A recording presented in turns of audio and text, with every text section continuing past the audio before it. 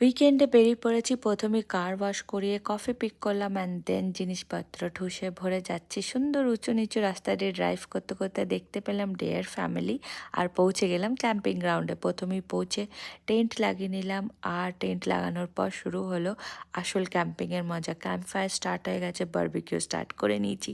5টা ফ্যামিলি গেছিলাম আমরা মিলে। আর এখানে veg barbecue, non veg barbecue সব ধরনের খাবার ছিল। বাইরে থেকেও কিছু খাবার আনা হয়েছিল আর বাড়িতেও কিছু বানিয়ে নিয়ে যাওয়া হয়েছিল। তারপর ছিল নানান ধরনের ফান অ্যাক্টিভিটিগুলো আমরা করেছিলাম আর অনেক রাত্রি অবধি আড্ডাও মেরেছিলাম। নেক্সট দিন মর্নিংয়ে উঠে আমাদের টেন্টের বাইরে থেকে ছিল এরকম সুন্দর ভিউ।